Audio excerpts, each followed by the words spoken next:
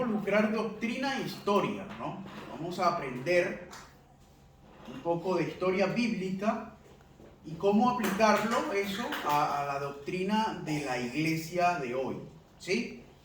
Este tema está basado en el libro de Juan, en el Evangelio de Juan, capítulo 4. Abran por allí el Evangelio de Juan, capítulo 4, y vamos a titular este sermón como la verdadera casa de adoración a Dios. Repito, la verdadera casa de adoración a Dios. Vamos a orar para iniciar. Señor, dejo este mensaje, Señor, que tú has traído bajo tu dirección, Señor, porque te pertenece a ti, son palabras tuyas y no mías, Señor. Te pido, bendito Dios, que puedas tú tener el control de este tiempo y que puedas, a través de tu Santo Espíritu, ministrar, Padre, en cada uno de los hermanos. Oro por los méritos de Cristo, tu Hijo amado. Amén. Bueno, hermanos, tenemos Juan 4, ¿no? Juan 4, y vamos a ubicarnos en el versículo 19 al 26. Juan 4, del 19 al 26. Y dice así, me permito leerlo en la Nueva Traducción Viviente. Síganme en la traducción que ustedes tengan a mano. Dice, Señor, dijo la mujer, seguro que usted es profeta. Así que dígame, ¿por qué ustedes los judíos insisten en que Jerusalén es el único lugar donde se debe adorar? Mientras que nosotros, los samaritanos, afirmamos que es aquí, en el monte de Gerizim, a donde adoraron nuestros antepasados. Jesús le contestó, créeme, querida mujer, que se acerca el tiempo en el que no tendrá importancia si se adora al Padre en este monte o en Jerusalén. Ustedes, los samaritanos, saben muy poco acerca de aquel a quien adoran, mientras que nosotros, los judíos, conocemos bien a quien adoramos, porque la salvación viene por medio de los judíos. Pero se acerca el tiempo, de hecho, ya ha llegado, cuando los verdaderos adoradores adorarán al Padre en espíritu y en verdad. El Padre busca personas que lo adoren de esta manera, pues Dios es espíritu. Por eso todos los que lo adoran deben hacerlo en espíritu y en verdad. La mujer dijo, sé que el Mesías está por venir, al que llaman Cristo. Cuando Él venga, nos explicará todas las cosas. Entonces Jesús le dijo, yo soy el Mesías. Amén. Amados hermanos, en la religión judía, en la religión de la cual se estaba hablando en este momento, en el cual en este contexto estamos conversando, en este contexto bíblico, ¿no? El lugar donde se adoraba a Dios era de suma importancia. Y ese lugar de adoración a Dios era el edificio de mayor importancia y trascendencia histórica judía. Estamos hablando del templo de Jerusalén, ¿sí? El templo de Jerusalén era un templo, o es el edificio más importante de la historia judía, ¿sí? Este templo, si miramos la historia, como se ha contado a través de las Escrituras, miramos que desde el Antiguo Testamento, el lugar de adoración a Dios no solo fue ese templo en el cual se estaba refiriendo la mujer samaritana cuando le dice a Jesús, ustedes los judíos dicen que se debe adorar, es ahí en Jerusalén. Este templo, hermanos, del cual Jesús está hablando en este momento, fue construido por el rey Salomón en el siglo X antes de Cristo. Pero ese templo en particular fue destruido cuando el rey Nabucodonosor de Babilonia lo destruyó por ahí en el año 586 antes de Cristo. Posteriormente, si nos vamos al libro de Esdras y Nehemías, los judíos vuelven del exilio a reconstruir Jerusalén, y un hombre llamado Zorobabel, junto con Esdras, con Nehemías, reconstruyen el templo en el siglo 6 a.C. Este templo del siglo 6 a.C. es el templo que Jesús conoció, ¿sí? El templo construido en el siglo 6. Este templo fue también hecho un poco más grande que el templo original que había construido Salomón. Pero ahora vamos a ir adentrándonos a detalle en lo que representaba el templo para la cultura judía. Y es que, en primer lugar, la mismísima palabra templo no era de origen hebreo. En este momento, en este contexto histórico, estamos hablando de una sociedad hebrea, judía, que ha sido conquistada por los romanos. ¿Se recuerdan que los romanos están dominando esta área en este momento, en este tiempo determinado? La palabra templo es una palabra latina, una palabra romana, que es templum. El templum era el lugar, y óigase bien, donde había una persona, eso se lo copiaron los romanos a los griegos, ¿no? Había una persona al cual le llamaban augur. El augur era alguien que tenía una cierta conexión con los dioses. Y entonces a esa persona los generales romanos le consultaban antes de batallar, o el mismo senado romano le consultaba antes de ir a una guerra, sobre si esa guerra iba a ser favorable o no. Era el brujo de Roma. Pero este era de cierta posición, tenía una posición política dentro de Roma. El templum era el sitio. ¿Cómo hacía el augur para determinar si se iba a ganar o no una batalla? Se salía al patio de su casa, miraba al cielo, y las paredes de su casa le permitían ver un recuadro del cielo, y miraba las aves. Ese espacio, ese recuadro por el cual él miraba las aves, se llamaba templum. Y como teóricamente por allí los dioses le comunicaban al augur lo que iba a acontecer, pues los romanos empezaron a llamarle al sitio de culto judío templo. ¿Sí? Pero originalmente el lugar donde habitaba Dios, que por allá en el Antiguo Testamento se llamó tabernáculo al principio, en el libro de Éxodo,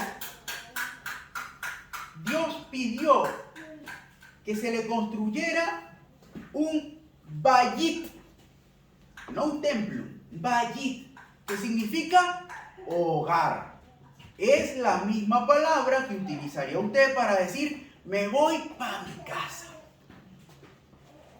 Dios quiso una casa, un hogar, ¿sí? Y esto era la palabra que los judíos antiguos utilizaban para referirse al lugar donde la presencia de Dios habitaba, un bayit.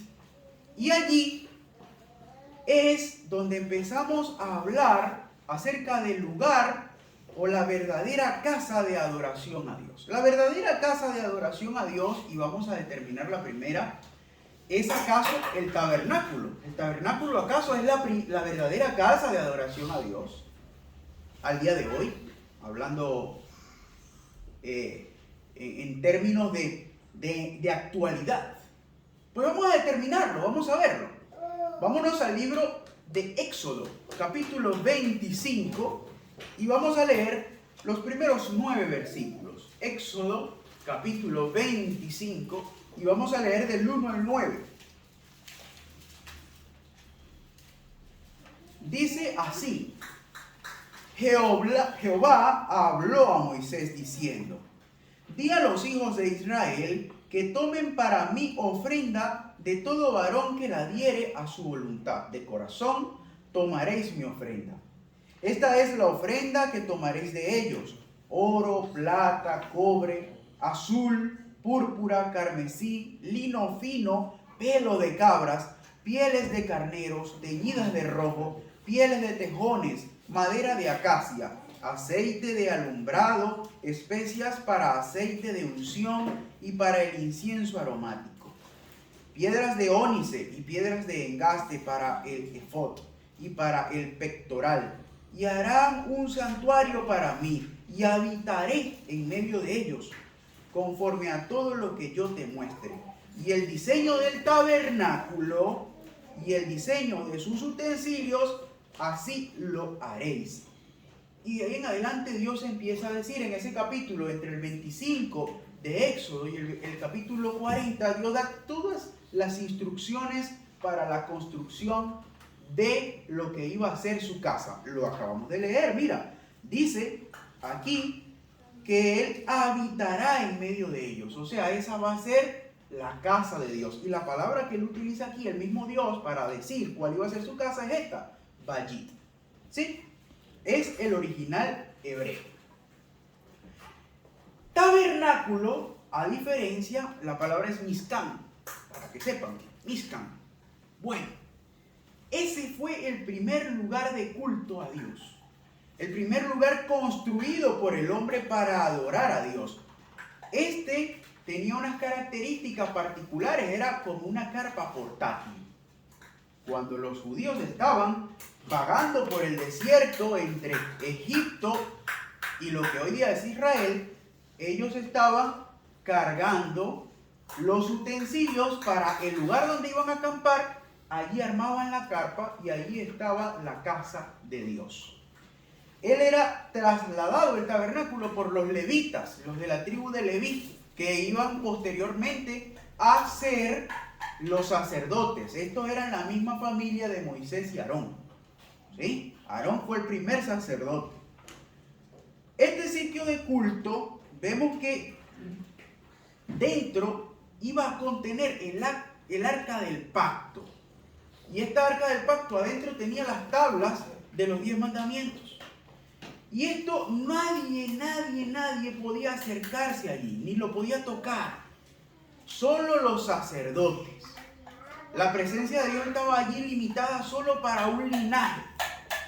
Los demás tenían el tabernáculo allí, se acercaban o hacían sus ofrendas, pero no podían estar en la presencia de Dios directamente. Cuando usted va a construir una casa, normalmente coge a un arquitecto, ¿no? Y el arquitecto le va preguntando a usted, mire, ¿cómo quiere el baño? Bueno, yo quiero el baño que sea blanco, todo bellísimo así. Y él va cogiendo nota. ¿Y la cocina cómo la quiere? Bueno, yo la quiero así, asada. Pónmele que sean rojas las puertas. Y el arquitecto va tomando puntos y anotaciones. En este caso, el pueblo de Israel no cogió un arquitecto para diseñar el tabernáculo. El arquitecto fue Dios. Dios dio todas las instrucciones para construir su primera casa.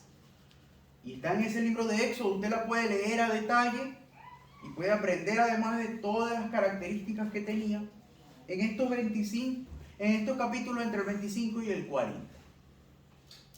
Este episodio histórico de la construcción del tabernáculo está recopilado a la perfección en estos capítulos y con especial detalle de cómo Dios dictó las instrucciones, de cómo iban a ser las ropas que iban a utilizar los sacerdotes, de cómo iban a ser los pectorales que utilizaban, que tenían piedras preciosas incrustados, de cómo iba a ser todo en particular está diseñado, dictado por el arquitecto en este momento, que es Dios. Sin embargo, a pesar de haber sido un lugar para que Dios habitara, y un lugar además diseñado por Dios directamente, Dios actualmente su presencia no está allí. La presencia de Dios, a pesar de Él haber diseñado en su momento ese lugar, hoy Dios no está en el tabernáculo. ¿Y para dónde se fue? ¿A dónde se ha mudado Dios? Vamos a verlo. Posteriormente Dios tuvo una segunda casa. La segunda casa de Dios se mudó del desierto de manera portátil de esa carpa a Jerusalén. A Jerusalén, a un lugar que construyó el hijo del rey David, el heredero al trono, Salomón. Y eso está en Reyes, carta número 1 de Reyes, libro número 1 de Reyes, capítulo 6. Reyes, Primera de Reyes, capítulo 6. Vamos a leer los primeros, el primer versículo y luego vamos a leer el 11, 12 y el 13. Primer versículo de Reyes, capítulo 6, dice así. Nueva traducción viviente. Y oiga el detalle que nos entrega esta versión de la Biblia. Fue a mediados de la primavera en el mes de Sif, durante el 4º año de su reinado, que Salomón comenzó a construir el templo del Señor. Habían pasado 480 años desde el día en que el pueblo de Israel fue rescatado de su esclavitud en la tierra de Egipto. Vamos a saltar al versículo 11 hasta el 13. Entonces el Señor le dio el siguiente mensaje a Salomón. En cuanto a este templo que estás construyendo, si tú sigues todos mis decretos y ordenanzas y obedeces todos mis mandamientos, yo cumpliré por medio de ti la promesa que le hice a tu padre David. Viviré entre los israelitas y nunca abandonaré a mi pueblo Israel. Vamos al capítulo 5 de Esdras. Porque este templo primero, busquen Esdras y ténganlo por allí. Capítulo 5 de Esdras. Este primer templo que acabamos de leer fue un templo construido por Salomón. Y este templo, como les decía, fue destruido después por los babilonios cuando raptaron a los hijos de Israel. Y luego fue reconstruido y está en este capítulo 5 de Esdras, en el versículo 2 específicamente, relata la construcción de ese segundo templo, o la reconstrucción en realidad. Capítulo 5 de Esdras, versículo 2 dice: entonces Zorobabel, hijo de Salatiel, y Josué, hijo de Josadac, se pusieron a trabajar de nuevo en la reconstrucción del templo de Dios en Jerusalén. Y los profetas de Dios estaban con ellos para ayudarlos. Esta segunda casa de adoración de Dios la podemos encontrar, y podemos encontrar todavía el lugar donde estuvo, en Jerusalén. Si usted, Carlos, ha estado en Jerusalén, ¿no? Ha visto el lugar donde estuvo este templo que fue construido por el rey Salomón y que posteriormente en ese mismo sitio fue reconstruido por Zorobabel, por Nehemías, por Esdras y por todos los profetas. Y esto fue en el siglo VI antes de Cristo. Este templo tenía aproximadamente cerca de 700 años cuando fue nuevamente destruido por los romanos en el año 70 después de Cristo.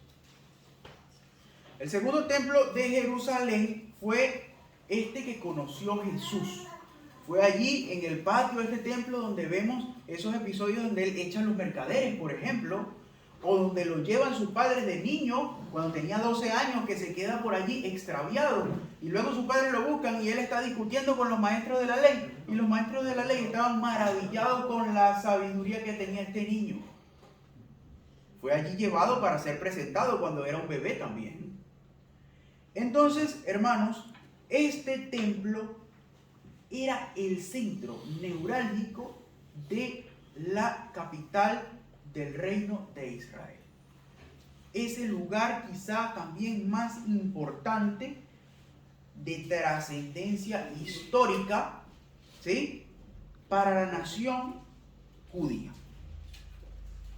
Y de hecho, usted ve que la mayoría de los presidentes de Occidente, cuando van de visita a Israel, es foto obligatoria metiendo allí los pergaminitos estos de las peticiones entre los muros de lo que era el templo, lo que le llaman hoy el muro de los lamentos. Por ahí han pasado todos los presidentes de Estados Unidos habidos y por haber, todos los presidentes de todas las naciones occidentales habidas y por haber, tienen su fotito respectiva allí tocando el muro de este templo que estamos conversando.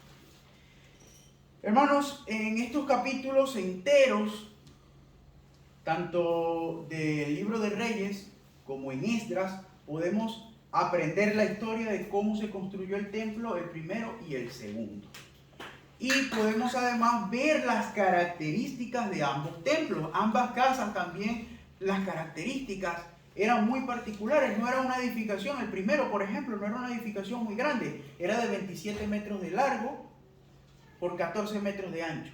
Era un templo bastante pequeño, por decirlo así. Si lo comparamos con las catedrales que hay hoy día, si lo comparamos incluso con iglesias evangélicas en Estados Unidos, que son inmensísimas, era un templo muy modesto, muy pequeño, pero tenía muchas características particulares que lo hacían destacar.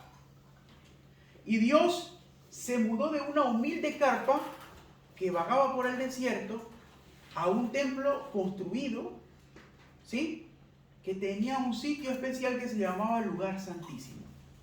Y este Lugar Santísimo era un cuarto pequeñito que estaba detrás del altar y tenía un velo que lo separaba de las demás cosas, y a ese lugar solo podía entrar una vez al año el sumo sacerdote, el hombre más santo, entre comillas, ¿no?, de Israel. Una vez al año, previo a un proceso de purificación, podía entrar a la presencia de Dios, una vez al año. Y hermanos, lo que la gente no sabe, y lo que estos presidentes que han ido a este templo a dejar sus peticiones, y lo que los turistas que van allí y los peregrinos que van allí a dejar sus peticiones, en ese lugar donde estaba la presencia de Dios en su momento, no saben, es que ya la presencia de Dios tampoco está allí. En su momento estuvo, pero ya no está allí. Se volvió a mudar Dios. Las mudanzas son procesos complicados, ¿no? Son cansones además. Cansa mudarse. Pero Dios se ha mudado otra vez. Y entre esos viejos muros, la gente va y deja peticiones enrolladitas, esperando que Dios la responda. Pero entre esas paredes no está la presencia de Dios. La presencia de Dios ha salido de allí. ¿Y a dónde ha ido? Mateo 27. Y con esto terminamos y descubramos cuál es la verdadera casa actual de Dios. La de hoy día. Mateo 27. Vamos allí.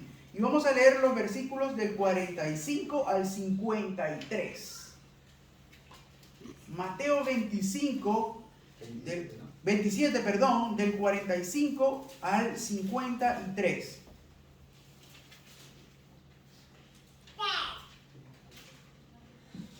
Dice así: al mediodía la tierra se llenó de oscuridad hasta las 3 de la tarde. A eso de las 3 de la tarde Jesús clamó en voz fuerte: Elí, Elí, lema sabactani, que significa Dios mío, ¿por qué me has abandonado? Algunos de los que pasaban por allí entendieron mal y pensaron que estaba llamando al profeta Elías. Uno de ellos corrió y empapó una esponja en vino agrio, la puso sobre su caña de junco y la levantó para que pudiese beber. Pero los demás dijeron: espera, a ver si Elías viene a salvarlo. Entonces Jesús volvió a gritar y entregó su espíritu. En este momento, las cortinas del santuario del templo se rasgó en dos, de arriba a abajo. La tierra tembló, las rocas se partieron en dos y las tumbas se abrieron. Los cuerpos de muchos hombres y mujeres justos que habían muerto resucitaron. Salieron del cementerio luego de la resurrección de Jesús. Entraron a la santa ciudad de Jerusalén y se aparecieron a mucha gente. Esa tarde, en este momento cuando el Señor Jesús muere, su vida humana está perdiéndose, pero se está ganando algo muy grande, que es, vemos ese relato como se está rasgando el velo que separaba que separaba la presencia de Dios del resto de la humanidad. Hermano, este velo no era una simple tela como esta camisa. No era así. Era un velo muy grueso, tejido con lana entre entretejido de este diámetro de espesor, era muy gordo. No hay manera natural de que esto se rasgue y que se abra, porque sí, no hay manera. Dios, la presencia de Dios, al entregar a su Hijo en sacrificio y en perdón de nuestros pecados, su presencia salió para hacerse accesible a nosotros. Porque hasta este momento la presencia de Dios estaba solamente reservada para el sacerdote que podía entrar a ejercer los ritos del culto una vez al año. Pero, hermanos, la presencia de Dios que estuvo cientos y cientos de años lejos de nosotros, con Cristo, en este momento exclusivo de la Biblia que acabamos de leer, pasa a ser accesible para nosotros. Apocalipsis 3:20 dice: mira, yo estoy a la puerta y llamo. Si oyes mi voz y abres la puerta, yo entraré y cenaremos juntos como amigos. La presencia de Dios dejó de estar ahí en el templo, reservada solo para el sacerdote, solo para el que hacía ese proceso de purificación, incluso solo para los judíos, para ser accesible a todo aquel que le abre la puerta a Jesús como Salvador. Entonces, el Señor establecerá su morada, su verdadera casa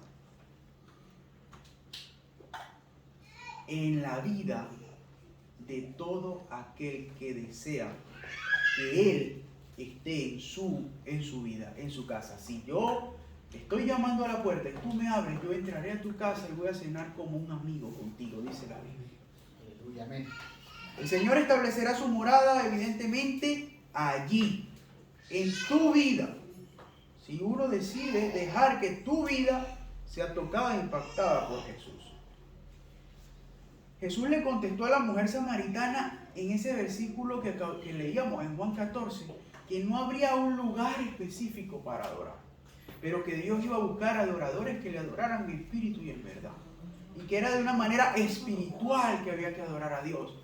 Él estaba profetizando este momento, el momento posterior a su muerte, donde ese velo del templo iba a romperse y podríamos tener acceso a la presencia de Dios como nunca antes la humanidad la había tenido. Pues de esta manera, mis queridos hermanos, nos hace reflexionar un poco esta situación y podemos determinar que la verdadera casa de adoración a Dios son nuestras vidas. Imagine lo limpio y reluciente que estaba el templo de Jerusalén en aquellos días cuando Salomón lo construyó. Imagínese lo esmerado que era el servicio del templo en limpiar el piso. Me imagino que usted se reflejaba en ese piso. Me imagino todas las columnas, todos los rincones totalmente limpios. Limpios porque esa era la casa de la presencia de Dios. Los rincones que debemos limpiar hoy día, el piso que debemos fregar y restregar hoy día para que salga brillo, es nuestra vida. Porque nuestra vida es la casa de la presencia de Dios. Debemos, hermanos, de esta manera ser santificarnos a Dios. El apóstol Pablo lo escribe en el versículo 1 y 2 del capítulo 12 de Romanos, donde dice: por lo tanto, amados hermanos, les ruego que entreguen su cuerpo a Dios por todo lo que Él ha hecho a favor de ustedes, que sean un sacrificio vivo y santo, la clase de sacrificio que Él le agrada. Esta es la verdadera forma de adorarlo. No imiten las conductas ni costumbres de este mundo, más bien dejen que Dios los transforme en personas nuevas al cambiarles la manera de pensar. Entonces aprenderán a conocer la voluntad de Dios para ustedes, la cual es buena, agradable y perfecta. Amén. De manera que nuestras vidas es la que debemos reformar. De manera que es nuestra vida la que debemos pulir. Muchas veces hay templos, hay iglesias hoy día que tienen lujosísimas construcciones, con los materiales más espectaculares. tanto de la Edad Media, del romance, del barroco, como de ahora incluso, modernas, que la presencia de Dios nunca ha pisado ese lugar. Nunca. Por el contrario, hubo casas austeras donde se reunían los hermanos en el siglo I, donde la presencia de Dios rebosaba, que eran de ladrillos rústicos, suelo de tierra, como podían ser las casas en ese momento. Y ahí, donde había 2 o 3 reunidos, estaba la presencia de Dios, imperando, poderosa. Hoy día debemos dejar de pensar que Dios va a estar más o va a bendecir más a una iglesia por el templo que tenga, por el altar que tenga. Porque si el piso es de mármol, o es de parqué, o es de lo que sea. La verdadera casa de oración somos nosotros, que hemos decidido adorar a Dios.